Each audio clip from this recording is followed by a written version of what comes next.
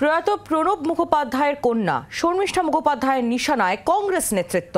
মনমোহন সিং এর দিল্লিতে স্মৃতিসৌধ নির্মাণের দাবি প্রসঙ্গে পোস্ট প্রয়াত প্রাক্তন রাষ্ট্রপতির কন্যার, এবং সেই পোস্টে তিনি তার ক্ষোভ ব্যক্ত করেছেন। শুক্লা, আমরা বিষয় নিয়ে আরো জানবো, কথা বলবো। আমাদের সঙ্গে রাজীব রয়েছেন, আমাদের দিল্লির প্রতিনিধি, টেলিফোন লাইনে। রাজীব, ঠিক কি বলতে চাইছেন শর্মিষ্ঠা, তার বক্তব্য কি? এবং এ প্রসঙ্গে কংগ্রেসের তরফ থেকে একটা বক্তব্য আসছে, দুতরফের যে বক্তব্য এই মুহূর্তে পুরোটা কোন জায়গায় দাঁড়িয়ে রয়েছে?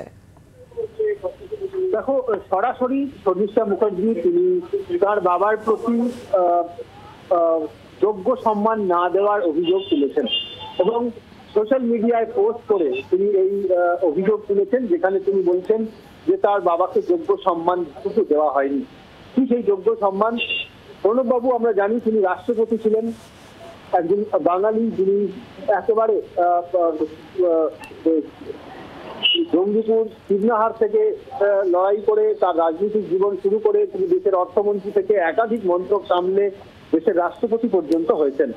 আর এই রাষ্ট্রপতি যখন প্রয়াত হলেন তখন তার স্মরণে একটি শোক সভা পর্যন্ত হয়নি।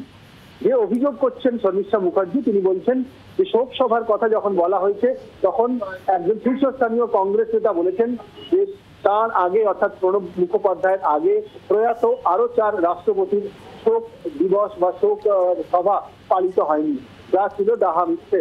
তার কারণ দেখা গিয়েছে তার আগে প্রয়াত রাষ্ট্রপতি, তার একজনের রাষ্ট্রপতির তিনি সভা পালিত হয়েছে। শুধু তাই নয়, এই প্রসঙ্গ যখন উঠছে তখন কিনা ডক্টর মনমোহন সিং এর যখন তার শেষকৃত্য সম্পন্ন হচ্ছে, যখন তার স্মৃতিসৌধ নিয়ে কংগ্রেস এবং বিজেপির মধ্যে একেবারে বাকবিতণ্ডা শুরু হয়েছে, যখন টানাপোড়েন রয়েছে, এর মধ্যে এই অভিযোগ করছেন শর্মিষ্ঠা মুখার্জি, যিনি প্রণব মুখোপাধ্যায়ের কন্যা। রাজীব, তুমি আমাদের সঙ্গে টেলিফোন লাইনে থাকো, আমরা কথা বলবো। শর্মিষ্ঠা মুখোপাধ্যায় এই মুহূর্তে আমাদের সঙ্গেই রয়েছেন টেলিফোন লাইনে। শর্মিষ্ঠা দেবী, আপনি যে অভিযোগটা করছেন বা আপনি যে পোস্টটি করেছেন, আপনি কি বলতে চাইছেন, যাকে কেন্দ্র করে এই মুহূর্তে তুমুল চর্চাও চলছে? আপনার বক্তব্য কি? আমার বক্তব্য আমি যে টুইটে লিখেছি সেটাই, যে আমার বাবা যখন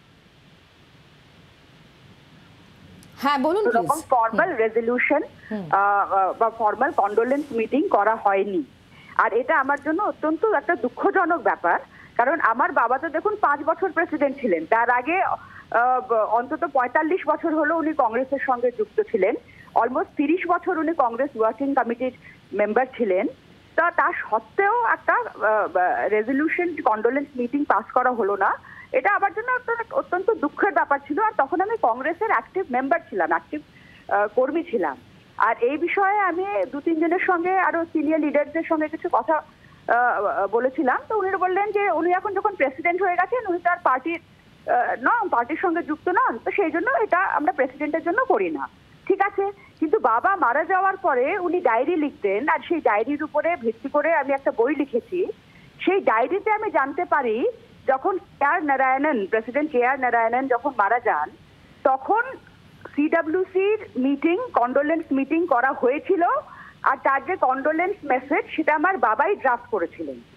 সুতরাং এই যে কথাটা বলা হয়েছিল যে প্রেসিডেন্টের জন্য করা হয় না, এটা সরাসরি ভুল। তো এই কথাটা পড়ে এটা জানতে পেরে আমি অত্যন্ত আহত হই।